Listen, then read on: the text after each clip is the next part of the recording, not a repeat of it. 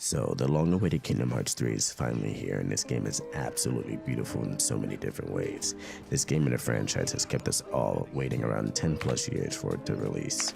My name is 17, and I want to give you my honest review and perspective of Kingdom Hearts 3. Fair warning, this video does contain some spoilers, so big warning to those who haven't finished the game or gotten very far in the storyline. The footage I will be showing you is going to be from multiple different worlds in the game, except the very last one and the ending boss, because I wouldn't want to spoil that for you.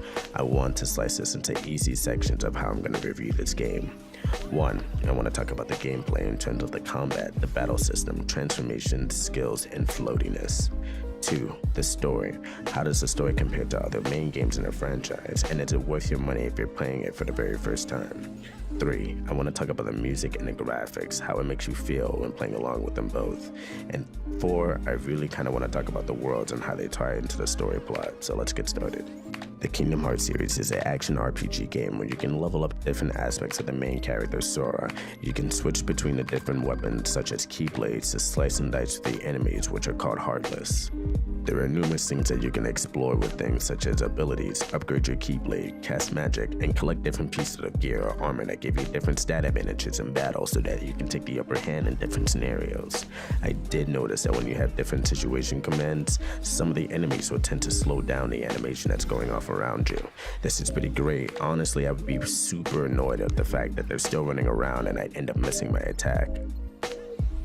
Now in regards to the battle system and how it played out, a lot of people were super concerned about how the Keyblade transformations were going to pan out since it was a new mechanic to the franchise. But I can honestly and safely say that once you get into the groove of how they flow, it naturally feels really fluent and blends into combat very smoothly. But one thing I definitely can argue is that the attraction flow rides are super OP and kind of just show up out of nowhere. There's no such skill or action that you can trigger that'll allow that certain attraction flow to show up. When there are multiple situation commands that are up at once, the attraction flow rides seem to get in the way of your other skills you might be trying to get to. It's great to know that the magic flows the same exact way. Something that we were able to take away from 0.2 Birth by Sleep was the fact that you can spam situation commands to reward you with grand magic spells.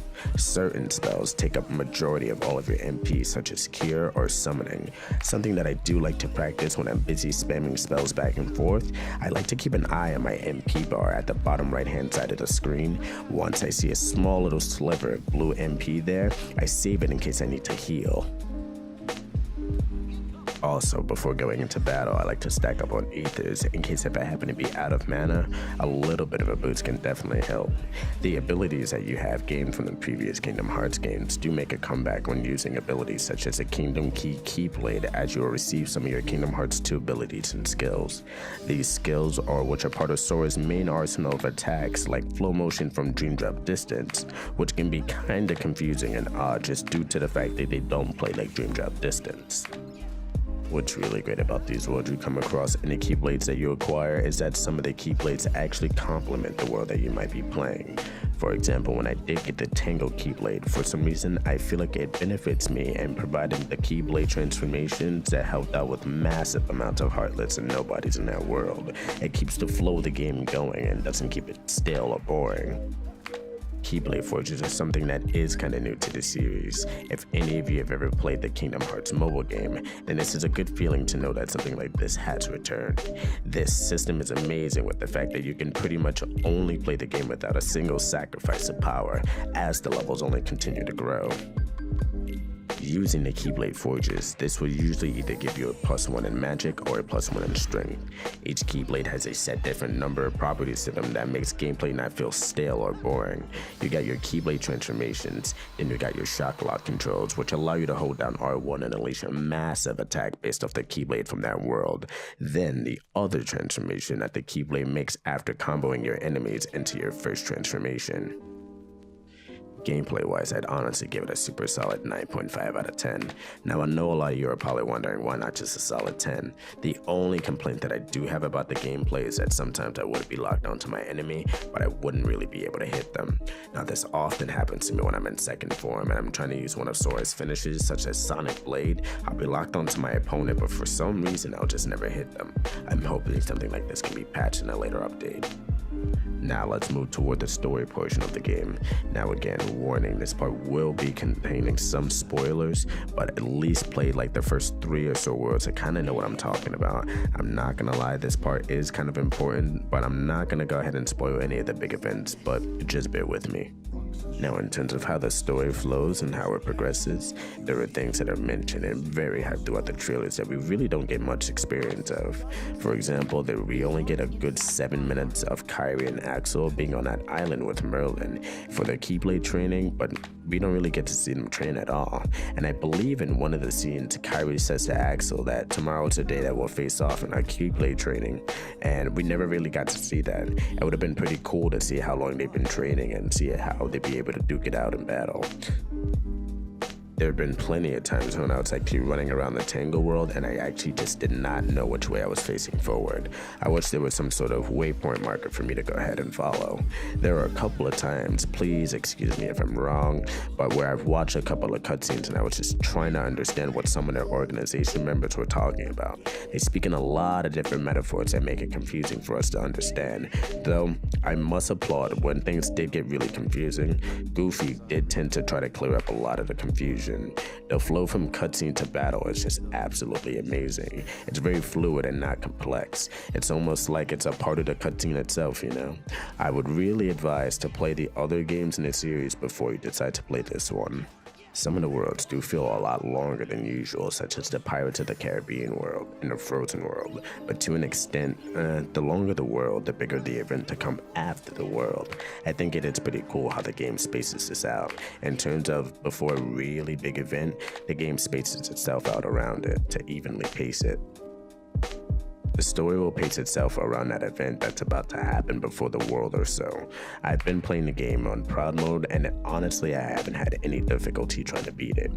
I died maybe about 4 to 5 times and that's usually just for silly reasons. Another thing to note about the story that there is a lack of Final Fantasy characters in this game. Like none, a reference to maybe 2, but that's about it. Which makes me sad because I really wanted to see Cloud and Sephiroth fight for one final time with Cloud being in my party. I feel like some of the portals, which are some of the in-game related content, are replacements for the Olympus Coliseum tournaments. I was able to finish the game around level 38 at the 27-hour mark. Spoilers ahead, so go ahead and skip up to this part. There are currently only 1 secret boss that's in the game with no world revisits. Sad we didn't get to explore the Land of Departure or Destiny Islands. It would have been cool just to run around and feel some nostalgia. We also didn't get to play around in Yinsid's tower like we saw in the 2015 trailer. Story-wise, I'd honestly gotta give it maybe a 7.5 out of 10. The OST and the graphics for the game were absolutely stunning. Hearing all those throwbacks to the crazy nostalgic tunes was absolutely great. Some of the other game's battle themes were also mixed in there and had me really hyped when it came down to the combat. You can see some of the ports on some of these people's skin if you really pay attention to the detail. We haven't gotten any graphical improvements in a long time, so this is a fresh new look for the game. It brings kind of the environment along with the characters to life in the rich colors that paint the cutscenes together. Amazing. The only thing I would say for sure is that the texture for some of the characters' models kind of look like plastic in some of the cutscenes, which make them look like fake toys almost, but hey. Something that had me extremely disappointed was the worlds in the game are exactly something we've all already seen. Square honestly ran us over with trailers to the point where getting to each world was not exciting at all and I wasn't hyped to get to any of them. They were all really fun to play and explore, but I felt there wasn't anything for me to look forward to. Even in the recent Kingdom Hearts trailer, the last world was even spoiled. Alright, I want to wrap up this video talking about the floatiness of this game. I hear a lot of mixed things about it, some good, some bad, but it does work with some enemies because majority of them are airborne and the only way to really get to them is to either flow motion or bash X until you get toward them. And that's another thing, I could see an enemy from halfway across the screen and all I gotta do is bash X and I'll just end up comboing myself toward the enemy even if I'm not hitting a single thing. Sword does stay in the air for an extended amount of time after jumping, and not sure about you guys, but there are some times where I'll start the battle on the ground, start up my combo, hit them into the air and keep going, and I'll end up comboing them out of the spawn zone, which is super annoying. So let me know what you think below about Kingdom Hearts 3. Was it good? Was it bad? Was it worth the 12-year wait? Are you playing it for the very first time, or are you just getting into the series? My name's 17, and I'll see you guys in the next one.